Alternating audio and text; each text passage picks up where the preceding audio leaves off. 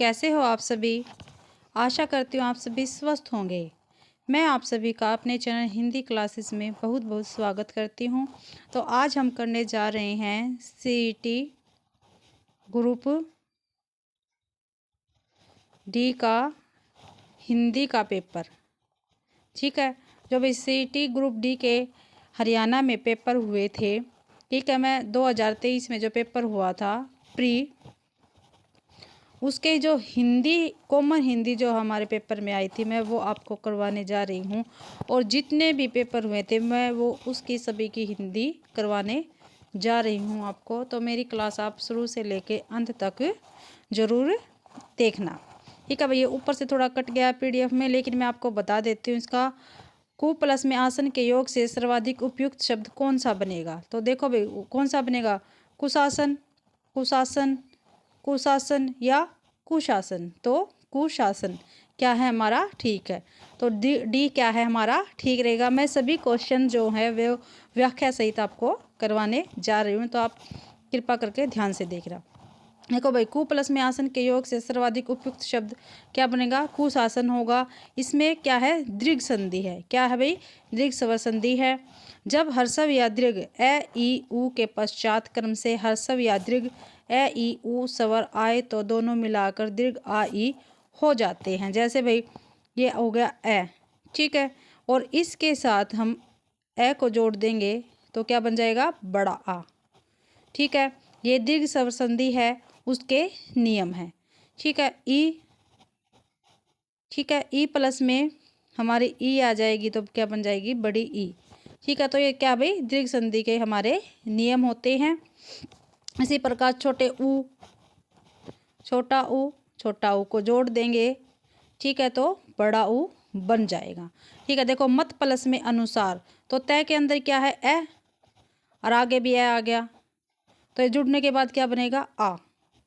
देखो मत जुड़ गया, मता अनुसार। ठीक है, सत्याग्रह, इसमें ए है, ये आ जुड़ गया तो सत्याग्रह। सीमा अंत, सीमांत, इनमें से क्या है, सभी में दीर्घ स्वर संधि है। अगला है कापुरुष, समस्त पद का उचित विग्रह। जो कापुरुष है उसका क्या है, हमें उचित विग्रह बताना है। विक्षिप्त पुरुष, कायर पुरुष, काल पुरुष या कुत्सित पुरुष। तो क्या आएगा इसका, कुत्सित पुरुष इसका क्या है, उचित विग्रह है। देखते हैं भाई इसकी व्याख्या। का पुरुष समस्त पद का उचित विग्रह कुत्सित पुरुष होगा। इसमें क्या है, कर्मधारय समास है। जिस समस्त पद का उत्तर पद प्रधान हो तथा पूर्व पद या उत्तर पद में उपमान या उपमेय अथवा विशेषण या विशेष्य का संबंध हो, वह क्या होता है भाई, कर्मधारय समास होता है। जैसे कमल नयन, प्राण प्रिय, लेकिन नीलकंठ नहीं है भाई, नीलकंठ में क्या होता है, बहुवीर्य समास आता है। दिए गए किस वाक्य में विराम चिन्ह का उपयुक्त प्रयोग नहीं हुआ, नहीं हुआ बताना भाई, विराम चिन्ह का जहाँ पे प्रयोग नहीं हुआ वो बताना है। ठीक है, वह मिन्नतें करता रहा, वे उसे नज़र अंदाज करते रहे, हुआ है भाई इसमें। उसने कहा मैं आज रात नहीं आऊँगा, यही हमारा क्या है, इस क्वेश्चन का ठीक आंसर, यानी कि इसमें किसी भी विराम चिन्ह का प्रयोग नहीं हुआ। नीचे देखते हैं इसकी व्याख्या में। दिए गए वाक्य, उसने कहा मैं आज रात नहीं आऊँगा, ठीक है, में विराम चिन्ह का उपयुक्त प्रयोग नहीं हुआ है। विराम चिन्ह का उपयुक्त प्रयोग देखो, उसने कहा, यहाँ पे कोमा लग गया, मैं आज रात नहीं आऊँगा, यहाँ पे पूर्ण विराम क्या है, लग गया है।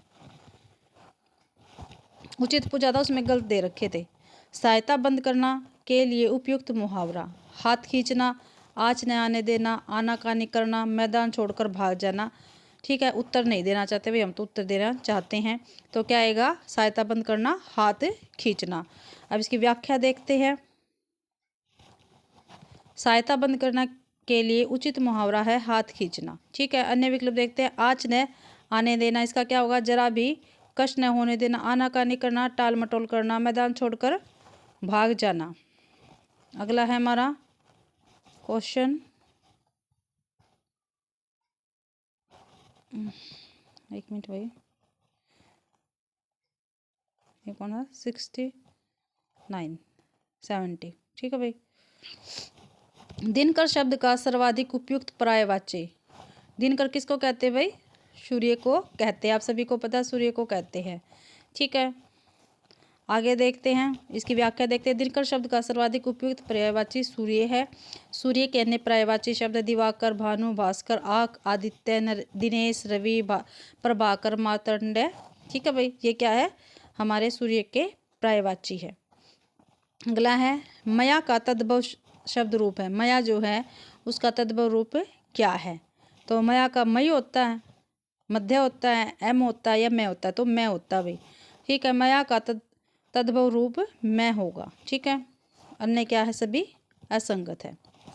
अगला है वर्तनी की दृष्टि से कौन सा शब्द युग्म शुद्ध नहीं है? ठीक है, जो शुद्ध नहीं है वो हमें बताना है। नहीं पूछा भाई, नहीं। ठीक है, शूद्र, दुर्गंध, स्तुति, ये क्या है, स्तुति क्या हमारा गलत है। सृष्टि भी ठीक है, स्तुति क्या है, गलत है। स्तुति में भाई छोटी की मात्रा क्या है, आती है, स्तुति। नीचे व्याख्या दे रखी है, इसको हम पढ़ते हैं। वर्तनी की दृष्टि से स्तुति शब्द शुद्ध नहीं है, जबकि शूद्र, दुर्गंध, सृष्टि शब्द क्या है, शुद्ध है। अतः स्तुति का शुद्ध रूप स्तुति होगा। अगला है निम्नोक्त में कौन सा अनुप्रास अलंकार का एक भेद नहीं है? ठीक है, तो देखो भाई, समासोक्ति अनुप्रास, ये अनुप्रास का भेद नहीं है। 6 का अनुप्रास होता है, श्रुत्यानुप्रास होता है, अंत्यानुप्रास होता है। ठीक है, इसकी व्याख्या देखते हैं हम। निम्नलिखित में समासोक्ति अनुप्रास का एक भेद नहीं है। अनुप्रास जिस पंक्ति में एक ही वर्णों की आवृत्ति बार बार हो उसको क्या कहते हैं, अनुप्रास अलंकार कहते हैं। जैसे चारू चंद्र की चंचल किरणें खेल रही थी जलथल में। ठीक है, यहाँ पे देखो हुई है एक ही वर्ण की आवृत्ति बार बार। ठीक है, इसलिए कि यहाँ पे क्या है, अनुप्रास अलंकार है। अनुप्रास अलंकार के भेद कितने होते हैं? तो कितने होते हैं भाई, 5 होते हैं। पहला 6 का अनुप्रास अलंकार, वृत्तानुप्रास, लाटानुप्रास, अंत्यानुप्रास और श्रुत्यानुप्रास अलंकार, ये अनुप्रास अलंकार के भेद होते हैं। अगला है प्रागैतिहासिक शब्द के लिए सर्वाधिक उपयुक्त वाक्यांश। प्राचीन इतिहास से संबंधित, ज्ञात इतिहास के पूर्व से संबंधित, आधुनिक इतिहास से संबंधित, मध्यकालीन इतिहास से संबंधित। तो बी हमारा ऑप्शन ठीक रहेगा। ज्ञात इतिहास के पूर्व से संबंधित क्या होता है, प्रागैतिहासिक। ठीक है, नीचे भी यही दिया गया इसकी व्याख्या में। अब हमारा है 74 हो गया भाई, 75वां है। इत प्रत्यय से बनने वाला सर्वाधिक उपयुक्त शब्द है। जो इत प्रत्यय से बना है वो शब्द हमें बताना है। तात्कालिक, इक आ गया भाई, पांडित्य, तय, अभिषिक्त, कक्त, फलित, क्या है हमारा, ठीक है, फलित, फल प्लस में इत, फलित। ठीक है, इस देखो इसकी व्याख्या देखते हैं। इत प्रत्यय से बनने वाला सर्वाधिक उपयुक्त शब्द है फलित। ठीक है, आगे इत प्रत्यय से बनने वाले अन्य शब्द है द्रवित हो गया, लिखित हो गया, कथित हो गया। ठीक है, ये क्या है, इत प्रत्यय से बनने वाले शब्द हैं। एक पेपर हो गया भाई हमारा, आप सभी को पता है 15 क्वेश्चन आते हैं इसके अंदर। हमारा दूसरा पेपर क्या है, स्टार्ट हो गया यहाँ से। दिए गए विकल्पों में वर्तनी का शुद्ध रूप नहीं है। ठीक है भाई, वर्तनी का जो शुद्ध रूप नहीं है वो हमें क्या है इसमें बताना है। कर्पूर, अश्रु, वाष्प या सूत्र। तो इसमें क्या है, सूत्र क्या है, वर्तनी का शुद्ध रूप है, अन्य क्या है, सभी गलत हैं। अगला है 67 क्वेश्चन है भाई हमारा। निम्नलिखित किस विकल्प में क्रिया विशेषण का प्रयोग नहीं हुआ है? नहीं हुआ वो बताना। सुस्त खिलाड़ी, जल्द पहुँचो, धीरे चलो, तेज दौड़ो, इनमें सभी में क्या है, क्रिया लगी हुई है। लेकिन सुस्त खिलाड़ी में कोई क्रिया नहीं लगी हुई, क्रिया विशेषण नहीं है इसमें। तो पहला ही हमारा क्या है, ठीक है। क्रिया की विशेषता बताने वाले शब्दों को क्रिया विशेषण कहते हैं। यह 4 प्रकार के होते हैं। ठीक है भाई, देखते हैं कौन कौन से होते हैं। रीतिवाचक क्रिया विशेषण, तेज दौड़ो, धीरे चलो, क्या है ये रीतिवाचक क्रिया विशेषण है। कालवाचक क्रिया विशेषण, जल्दी पहुँचो। स्थानवाचक क्रिया विशेषण, तुम बाहर जाकर बैठो। ठीक है, इसमें क्या है, इन्होंने स्थान बताया है। परिमाणवाचक क्रिया विशेषण, अब मैं बिल्कुल थक चुका हूँ, ठीक है, ये क्या है, परिमाणवाचक विशेषण है। सुस्त खिलाड़ी विकल्प में खिलाड़ी संज्ञा है और सुस्त विशेषण का कार्य कर रहा है। ठीक है भाई। अगला है चुल्ली का तद्भव बताना है। जो चुल्ली है, ठीक है, ऐसे लिखा हुआ भाई, चुल्ली है का क्या है, तद्भव रूप पूछा है। तो चौथा होता है चूल्हा होता है, चाय होती है या चौका होता है। तो क्या होता है भाई, चूल्हा होता है। चुल्ली का तद्भव रूप क्या होता है, चूल्हा होता है। चौथा का चतुर्थ कहते हैं, चौका का चतुष्क कहते हैं। चाय का चीनी भाषा का क्या है, एक ये शब्द है। अगला देखते हैं 69।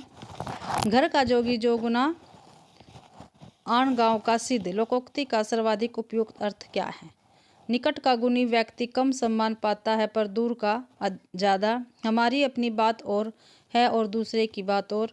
योगी योगी ही होता है, योगी सिद्ध नहीं हो सकता। अपना अपना होता है, बाहर का होता है। तो इसका पहला ही हमारा ऑप्शन क्या है, ठीक है। व्याख्या देखते हैं। घर का जोगी जोगड़ा आन गांव का सिद्ध लोकोक्ति का सर्वाधिक उपयुक्त अर्थ। निकट का गुणी व्यक्ति कम सम्मान पाता है पर दूर का ज़्यादा। ठीक है भाई। और शेष विकल्प क्या है, सभी गलत है। इसमें इसका वाक्य प्रयोग भी करके बताया गया। अभी देखते हैं। रमेश डॉक्टर बनकर गांव वालों की मदद करना चाहता था, लेकिन उसकी वहां सम्मान नहीं हुआ। फिर वह दूसरे गांव में अभ्यास करने लगा। इसे कहते हैं गांव घर का जोगी जोगना, अन्य गांव का सिद्ध। आगे है अगला क्वेश्चन है भाई हमारा 70वां। विद्यालय में वार्षिक महोत्सव संपन्न हो गया। वाक्य के रेखांकित अंश का सर्वाधिक उपयुक्त संधि विच्छेद। महोत्सव का जो संधि विच्छेद है वो हमें बताना है। तो महाप्लस में उत्सव ही क्या होता है, महोत्सव। और सभी क्या हैं, गलत हैं। ठीक है। इसकी व्याख्या देखते हैं। दिए गए वाक्य के रेखांकित भाग महोत्सव का संधि विच्छेद है। महाप्लस में उत्सव। देखो आ प्लस में ऊ मिला है, आ प्लस में ऊ मिल गया तो औ बन गया। तो क्या हो गई, ये गुण संधि हो गई है। ठीक है। गुण संधि में जब ए, ठीक है, ए आ के बाद ई आ जाती है, बड़ी ऊ आ जाता तथा री आ जाते हैं, तो ए ओ और अर बन जाते हैं। ठीक है भाई। ऐसे नर प्लस में इंद्र नरेंद्र हो गया, नर प्लस में इस नरेश हो गया है।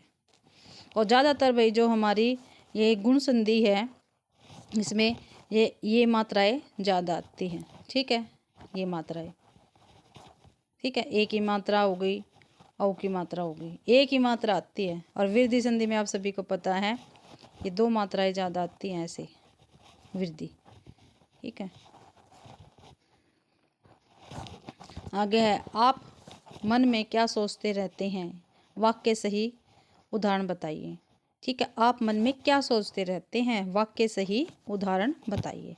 तो कर्म कारक है, इसमें करण कारक का है, संबंध कारक का या अधिकरण कारक का। तो क्या है, इसमें अधिकरण कारक है। भाई आप मन में क्या सोचते रहते हैं, वाक्य में अधिकरण कारक होगा। अब अधिकरण कारक देखते हैं, किसको कहते हैं, क्रिया के आधार को सूचित करने वाली संज्ञा या सर्वनाम के स्वरूप को अधिकरण कारक कहते हैं। अधिकरण का शाब्दिक अर्थ है आधार या आश्रय, स्थान, समय, अवसर। इसकी विभक्तियां हैं में और पर। अगला क्वेश्चन है 72वां। बीता हुआ वाक्यांश के लिए सर्वाधिक उपयुक्त एक शब्द। ठीक है। बीता हुआ को क्या कहते हैं, प्रदत्त कहते हैं, आगत कहते हैं, विगत कहते हैं, निर्गत कहते हैं। तो क्या कहते हैं भाई, विगत कहते हैं बीता हुआ। वो बीता हुआ वाक्यांश के लिए सर्वाधिक उपयुक्त एक शब्द क्या है, विगत होगा, जबकि अन्य विकल्प क्या है, असंगत है। अगला है भाई ये प्रत्यय से बनने वाला सर्वाधिक उपयुक्त शब्द। ठीक है। जो ये प्रत्यय से बना है वो शब्द हमें क्या है, बताना है। तो मायावी नहीं, क्षेत्रीय नहीं, राधे नहीं, पाणिनीय, यही क्या है, ये प्रत्यय से बना है। व्याख्या देखते हैं इसकी। ये प्रत्यय से बनने वाला सर्वाधिक उपयुक्त शब्द पाणिनीय होगा, जबकि क्षेत्रीय में ये, मायावी में वी तथा राधे में ए प्रत्यय है। पाणिनी प्लस में ये पाणिनीय। अगला है उल्लास शब्द का सर्वाधिक उपयुक्त पर्यायवाची शब्द है। ठीक है। क्या होता है उल्लास का, हर्ष, लालसा, नेह या रोष। तो इसकी व्याख्या देखते हैं हम सभी। तो क्या होता है हर्ष का, सॉरी, उल्लास शब्द का क्या होता है, हमारा हर्ष होता है। क्या होता है भाई, हर्ष होता है। ठीक है, इसकी व्याख्या देखते हैं। उल्लास शब्द का सर्वाधिक उपयुक्त पर्यायवाची शब्द हर्ष है, जबकि अन्य विकल्प क्या है, असंगत है। उल्लास के अन्य पर्यायवाची शब्द है आनंद, प्रमोद, प्रसन्न, सुख। ठीक है भाई, यह क्या है, उल्लास या हर्ष के अन्य पर्यायवाची शब्द हैं। अगला क्वेश्चन है हमारा, दिए गए वाक्यों के लिए विकल्प में विराम चिन्ह का सर्वाधिक उपयुक्त प्रयोग हुआ है। ठीक है, ये वाक्य दे रखा और विराम चिन्ह का सर्वाधिक जो उपयुक्त या उचित प्रयोग हुआ है वो हमें क्या इसमें बताना। तुम कहाँ से आ रहे हो, सुनो मैं तुम्हारी और प्रतीक्षा नहीं कर सकता, मैं आपके साथ अब कहीं नहीं जाऊंगा, क्या मैं घर जा रहा हूँ। क्या है अगला, क्या है, उत्तर नहीं देना चाहते। इसकी व्याख्या देखते हैं भाई। दिए गए वाक्यों के अनुसार विराम चिन्ह का सर्वाधिक उपयुक्त प्रयोग हुआ है किसमें, बी में। ठीक है, सुनो मैं तुम्हारी और प्रतीक्षा नहीं कर सकता। ठीक है, इसमें क्या है, हमारे विराम चिन्ह है क्या है, बिल्कुल ठीक आए हैं। अगला है, तीसरा पेपर स्टार्ट हो गया भाई। कौन सा वाक्य संबंध कारक का उदाहरण है। ठीक है, जिसमें संबंध कारक है वो बताना हमें। मेरी उम्र 60 वर्ष की है। ठीक है भाई, उसने चोर को रस्सी से बांधा, देवियों और सज्जनों मधु छत पर बैठी है। तो इसमें क्या है भाई, पहला ही ऑप्शन क्या है हमारा, बिल्कुल ठीक है। ठीक है, दिए गए विकल्पों में वाक्य मेरी उम्र 60 वर्ष की है। ठीक है, मेरा और उम्र का क्या इसमें संबंध है। अब देखो आगे इसकी व्याख्या देखते हैं। संज्ञा सर्वनाम के जिस रूप से एक वस्तु का संबंध दूसरी वस्तु से हो उसको क्या कहते हैं, संबंध कारक कहते हैं। इसका मुख्य चिन्ह का के की होता है। अगला है, इस बाग में अब मत घूमो, वाक्य के रेखांकित शब्द का सर्वाधिक उपयुक्त पर्यायवाची, बाग का पर्यायवाची बताना है हमें। ठीक है, बाग का क्या होता है, वाटिका होती है, विथिका होती है, अरण्य होता है, अवनी होती है। तो पहला ही ऑप्शन हमारा क्या है, ठीक है, बाग का पर्यायवाची क्या होता है, वाटिका। ठीक है, इसकी व्याख्या देखते हैं भाई। इस बाग में अब मत घूमो, वाक्य के रेखांकित शब्द का सर्वाधिक उपयुक्त पर्यायवाची शब्द क्या है, वाटिका होगा। ठीक है, शब्द दे रखे भाई एक साथ में और पर्यायवाची दे रखे हैं। ठीक है, हम इसको देखते हैं अच्छे से। बाग के पर्यायवाची देखते हैं। बाग के पर्यायवाची बगीचा है, वाटिका है, कुसुमाकर है, उपवन है। ठीक है, विथिका बरामदा, गैलरी, गलियारा, अरण्य जंगल, वन, कानन, विपिन, अवनी भू, भूमि, पृथ्वी, उर्वी। ठीक है, ये सभी क्या है, इन्हीं के पर्यायवाची जो हमारे शब्द दे रखे हैं उनके ये पर्यायवाची शब्द हैं। अगला है 68वां क्वेश्चन है हमारा, 68 का व्याख्या और ये भी साथ में ले लेते हैं। अक प्रत्यय के योग से बनने वाला शब्द नहीं है, जो अक प्रत्यय के प्रयोग से बना नहीं है वो शब्द हमें क्या बताना है। तो नृतक अक आ गया, लेखक ठीक है, दैनिक इक आएगा भाई, इक। तो सी हमारा क्या है, ठीक है, गायक। ठीक है, ये भी क्या है, बने हुए हैं, लेकिन दैनिक नहीं बना हुआ अक प्रत्यय से। ठीक, अब देखते हैं इसकी व्याख्या। दैनिक में अक प्रत्यय का प्रयोग नहीं किया गया है, दैनिक शब्द में इक प्रत्यय का प्रयोग हुआ है। आगे है प्रत्यय। प्रत्यय किसे कहते हैं, वे शब्द जो दूसरे शब्दों के अंत में जुड़कर अपनी प्रकृति के अनुसार शब्द के अर्थ में परिवर्तन ला देते हैं, उसको क्या कहते हैं भाई, प्रत्यय कहते हैं। अगला क्वेश्चन हमारा,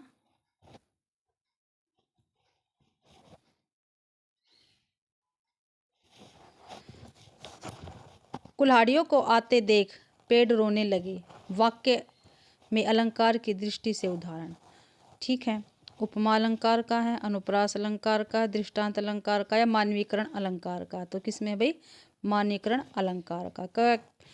ठीक है भाई, व्याख्या देखते हैं इसके। कुल्हाड़ियों को आते देख पेड़ रोने लगे, इस वाक्यांश में क्या है, मानवीकरण अलंकार हुआ है। क्योंकि भाई पेड़ को क्या एक मानव की तरह दिखाया गया है, क्योंकि जब भी मानव के पास किसी भी ऐसी चीज़ को लाया जाता है जिससे उसको खतरा होता है तो मानव क्या है, रोने लग जाता है। इसी प्रकार से पेड़ को दिखाया गया है, जब कुल्हाड़ी पेड़ के पास आती है तो पेड़ क्या होते हैं, रोने लग जाते हैं। अब देखते हैं मानवीकरण अलंकार। किसे कहते हैं? जहाँ पर काव्य में जड़ में चेतन का आरोप हो, वहाँ पर मानवीकरण अलंकार होता है। ठीक है, अर्थात जहाँ जड़ प्रकृति पर मानवीय भावनाओं और क्रियाओं का आरोप हो, वहाँ पर मानवीकरण अलंकार होता है। आगे भाई, दिए गए किस विकल्प में वाक्य का शुद्ध रूप नहीं है?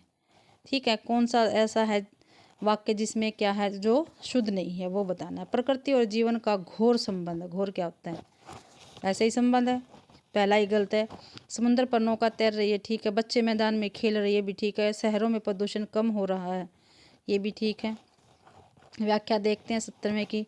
प्रकृति और जीवन का घोर संबंध है, वाक्य का शुद्ध रूप प्रकृति और जीवन का घनिष्ठ संबंध है, ये होगा। ठीक है, इसलिए ये क्या है हमारा शुद्ध रूप नहीं है। अगला है, जिस समास में पहला पद प्रधान हो उसे क्या कहते हैं? तो उसको क्या कहते हैं भाई? अव्ययभाव समास कहते हैं।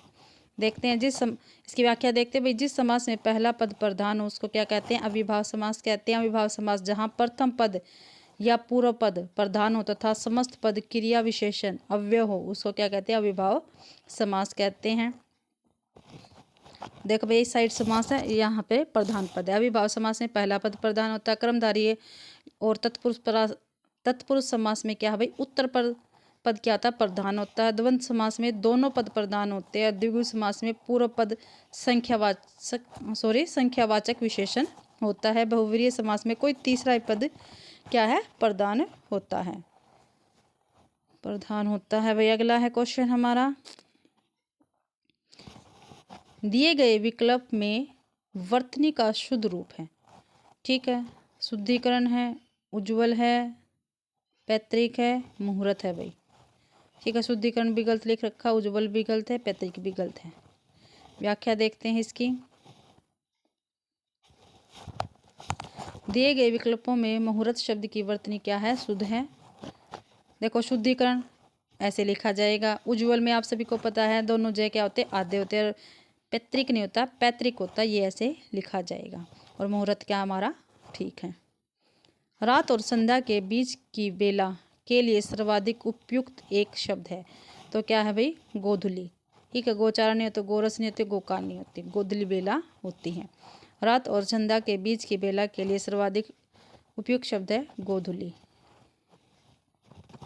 अगला है, निहि प्लस में आशा के योग से बनने वाला सर्वाधिक उपयुक्त शब्द है। ठीक है, तो क्या होगा भाई? निहि प्लस में आशा नहीं होगा, निराशा नहीं होगा, निराशा नहीं होगा, निराशा होता है। ठीक है, इसकी व्याख्या देखते हैं। निहि प्लस में आशा के योग से बनने वाला सर्वाधिक उपयुक्त शब्द निराशा होगा। यह विसर्ग संधि का क्या है? उदाहरण है। विसर्ग संधि किसे कहते हैं? विसर्ग के बाद स्वर या व्यंजन आने पर विसर्ग में होने वाले परिवर्तन को क्या कहते हैं भाई? विसर्ग संधि कहते हैं। उदाहरण देखते हैं विसर्ग संधि के, जैसे धनु प्लस में टंकार, धनुष, टंकार। निश्चल, निश्च प्लस में चल, निहि प्लस में चल, निश्चल। निहि प्लस में तार, निस्तार। और मैं आपको एक ट्रिक बताती हूँ, जहाँ पे भी ये आधे स दिखते हैं आपको, ठीक है, वहाँ पे अक्सर क्या होती है? विसर्ग संधि मिलती है। बहती गंगा में हाथ धोना मुहावरे का सर्वाधिक उपयुक्त अर्थ है। ठीक है, अधिकाधिक उन्नति करना, असंभव कार्य को संभव करना, अवसर का लाभ उठाना, पवित्र जल से हाथ धोना। तो क्या होगा भी? बहती गंगा में हाथ धोने का सी ऑप्शन हमारा क्या है? ठीक है, अवसर का लाभ उठाना। ठीक है, ये इसका क्या होगा? ठीक है। आगे आ गया भाई, अगला पेपर स्टार्ट कर रहे हैं हम। हमारा यहाँ पे 4 पेपर शुरू होता है। 3 पेपर मैंने अभी आपको करवा दिए, यहाँ से आपका चौथा पेपर स्टार्ट होता है। ठीक है, ग्रुप डी का, CET ग्रुप डी प्री का। निम्नलिखित किस वाक्य में विराम चिन्ह का उपयुक्त प्रयोग हुआ है? किसी समय में एक न्यायप्रिय राजा था। ठीक है, विराम चिन्ह का उपयुक्त प्रयोग पूछा इन्होंने। पूछे गए प्रश्नों के उत्तर दीजिए, यही क्या हमारा ठीक है। बारिश बंद हो गई, तुम्हें यहाँ किसने बुलाया? ठीक है, तो इसकी व्याख्या देखते हैं। दिए गए विकल्पों में से विकल्प बी में दिया गया वाक्य पूछे गए प्रश्नों के उत्तर दीजिए में विराम चिन्ह का उपयुक्त प्रयोग हुआ है। आगे है, आप विश्वास के योग्य नहीं है, वाक्य के रेखांकित अंश के लिए सर्वाधिक उपयुक्त शब्द है। ठीक है, जो रेखांकित शब्द है जो मैंने किया है उसके लिए जो सबसे उपयुक्त शब्द है वो हमें क्या बताना, विश्वास के योग्य नहीं होना, विश्वास के योग्य सॉरी, तो क्या आएगा विश्वसनीय। ठीक है, यही क्या हमारा ठीक है और क्या है हमारे सारे गलत हैं। अब इसकी व्याख्या देखते हैं। आप विश्वास के योग्य नहीं है वाक्य के रेखांकित अंश के लिए सर्वाधिक उपयुक्त शब्द विश्वसनीय होगा, अन्य विकल्प क्या है गलत है। ठीक है, आगे है क्वेश्चन 68। मेरी आत्मजा अब विदेश रहती है, वाक्य के रेखांकित शब्द के लिए सर्वाधिक उपयुक्त पर्यायवाची आत्मजा किसको कहते हैं, पत्नी को कहते हैं, बहन को कहते हैं, बेटी को कहते हैं, माँ को कहते हैं, तो किसको कहते हैं बेटी को कहते हैं आत्मजा। ठीक है, मेरी आत्मजा अब विदेश में रहती है, वाक्य के रेखांकित शब्द के लिए सर्वाधिक उपयुक्त शब्द क्या है बेटी है भाई। ठीक है, अब देखते हैं इनके पर्यायवाची, पत्नी के पर्यायवाची देखते हैं। पत्नी को भार्या कहा जाता है, बीबी कहते हैं, गृहिणी कहते हैं, जोरू कहते हैं। बहन को क्या कहते हैं बहिनी, भगिनी, सहोदर। माँ को क्या कहते हैं माता, मातृ, जननी। अगला है चादर के बाहर पैर पसारना मुहावरे का उपयुक्त अर्थ है। ठीक है भाई, चादर के बाहर पैर पसारना मुहावरे का उपयुक्त अर्थ है थोड़े दिन का दुख, दबी हुई बात फिर से उभारना, कठिन परिश्रम करना, आय से अधिक व्यय करना। तो क्या आएगा चादर के बाहर पैर पसारना, डी ऑप्शन हमारा ठीक होगा, आय से अधिक व्यय करना। ठीक है, देखते हैं व्याख्या इसकी। चादर के बाहर पैर पसारने मुहावरे का अर्थ है आय से अधिक व्यय करना। मुहावरा जब कोई वाक्यांश अपने सामान्य अर्थ को छोड़कर किसी विशेष अर्थ में रूढ़ हो जाता है उसको क्या कहते हैं मुहावरा कहा जाता है। अगला है परमार्थ शब्द का सर्वाधिक उपयुक्त संधि विच्छेद, जो परमार्थ है उसका जो सबसे उपयुक्त संधि विच्छेद है वो हमें बताना है। ठीक है, तो परम प्लस में मार्थ, परम प्लस में अर्थ। ठीक है, पर प्लस में मार्थ, पर प्लस में रमार्थ। तो इसकी व्याख्या देखते हैं भाई, सॉरी 70 की व्याख्या ये रही। ठीक है, परमार्थ शब्द का सही संधि विच्छेद है परम प्लस में आत्मा, क्या भाई परम प्लस में अर्थ, सॉरी परम प्लस में अर्थ क्या हो गया परमार्थ। ठीक है, इसमें क्या है स्वर संधि है। ठीक है, क्या है भाई स्वर संधि है और स्वर संधि का दीर्घ स्वर संधि है इसमें भाई। ठीक है, दीर्घ स्वर संधि किसे कहते हैं, जब हर्षव या दीर्घ ए ई उ री से परे कर्म ये सब ही स्वर में आए तो इन दोनों को मिलाकर क्या कहते हैं दीर्घ स्वर संधि कहा जाते हैं। दीर्घ स्वर संधि के कुछ उदाहरण देखते हैं, देखो कैसे बनते हैं ये। देखो ए प्लस में ए क्या बना आ। ठीक है, अब देखते हैं मत प्लस में अनुसार, तो क्या बन गया मतानुसार। इसका ए और इसका ए बन के ता बन गया यानी आ बन गया। आ प्लस में ए तो ये भी क्या बनेगा आ है। जैसे विद्या प्लस में अर्थी, ये आ और ये ए बन के क्या बन गया विद्यार्थी। ठीक है, इसका आ निकल गया और इसका ए निकल गया। ठीक है, तो क्या बन गया बड़ा आ, क्या बन गया भाई विद्यार्थी। ई प्लस में ई बड़ी, बड़ी, रवि प्लस में इंद्र, यहाँ भी छोटी ई आ गई यहाँ भी छोटी ई है, ये दोनों मिलके क्या बन जाएगी बड़ी, तो क्या बन गया रविंद्र। ऊ प्लस में ऊ बड़ा ऊ। ठीक है, विदु प्लस में ऊ, यहाँ भी छोटा ऊ है और यहाँ भी छोटा ऊ है, तो क्या बन गया बड़ा ऊ बन गया, तो क्या हो गया विधेय। ठीक है, अगला है हमारा 71। निम्नांकित विकल्पों में से तद्भव शब्द का चुनाव कीजिए। ठीक है, तद्भव शब्द क्या है हमें बताना है। ध्रुवा, वक्र, मूल्य, दिया। भाई दिया ही क्या है हमारा तद्भव शब्द है, जो संस्कृत के नहीं होते वो क्या होते हैं हमारे तद्भव शब्द कहलाते हैं, और संस्कृत के शब्दों को क्या कहते हैं तत्सम शब्द कहा जाता है। आगे दिए गए विकल्पों में से दिया तद्भव शब्द है जिसका तत्सम क्या होता है दीप होता है। अन्य विकल्प देखें, तत्सम ये तत्सम हो गए, ये तद्भव हो गए हैं हमारे। ध्रुवा किसको कहते हैं दूब को कहते हैं। वक्र किसको कहते हैं वत्स को कहते हैं। मूल्य किसको कहते हैं मोल को कहते हैं। ठीक है, आगे है ऊंची दुकान फीका पकवान, लोकोक्ति का अर्थ। ठीक है, गुण के विरुद्ध नाम होना, केवल बाहरी प्रदर्शन, उच्च और साधारण की तुलना कैसी, न कारण होगा न कार्य होगा, उत्तर नहीं देना चाहते। तो इसमें क्या होगा ऊंची दुकान फीका पकवान का बी ऑप्शन क्या है केवल बाहरी प्रदर्शन है, बाहर से ही प्रदर्शन है उसका। ठीक है, इसकी व्याख्या देख लेते हैं। ऊंची दुकान फीका पकवान लोकोक्ति का अर्थ है केवल बाहरी प्रदर्शन होगा, अन्य विकल्प क्या है, असंगत यानी गलत है। अगला है 73वां, दिए गए किस शब्द की वर्तनी क्या है, शुद्ध नहीं है यानी गलत है। ये क्या है, कनिष्ठ, पृथुल, प्रतिनिधि, वत्सल। ये क्या है हमारे, ठीक है, लेकिन पहले ही क्या है, गलत है। कर्मनिष्ठ की वर्तनी शुद्ध नहीं है, ठीक है, कर्मनिष्ठ होता है। क्या होता है, कर्मनिष्ठ। आगे है, शब्द और उसके विलोम का कौन सा जोड़ा सर्वाधिक उपयुक्त है। ठीक है, तो अमर का विलोम मर्त्य, अति का उत्तम, अप्सरा, अस्त का उदय, अस्त।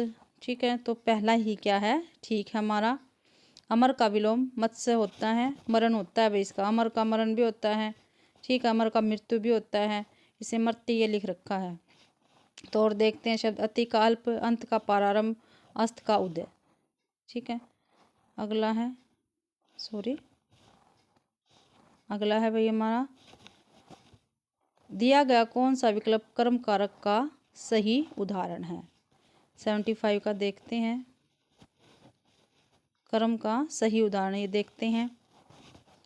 कर्म कारक पूछा भाई, सरिता ने भाषण दिया, सुरेश पुस्तक पढ़ता है, वह खेत जाएगा। ठीक है, तो क्या है, सरिता ने, सॉरी भाई, पहला ऑप्शन कहाँ गया इसका, भूखे को रोटी चाहिए, इसमें दे रखा, थोड़ा सा कट गया भाई।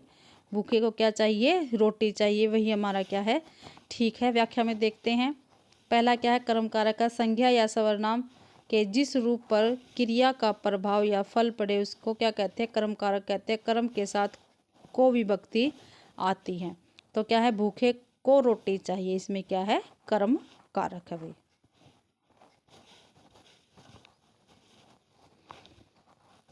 और यहीं पर भाई हमारी आज की क्लास कंप्लीट होते हैं। मैंने आज आपको सीईटी के ग्रुप डी के 4 क्वेश्चन पेपर करवा दिए हैं प्री, जो 2023 में हुए थे हिंदी के। ठीक है, तो अगर आप सभी को मेरी क्लास ये पसंद आती है तो कृपया करके मेरी वीडियो को लाइक करें, शेयर करें और कमेंट करना तो बिल्कुल भी ना भूलें।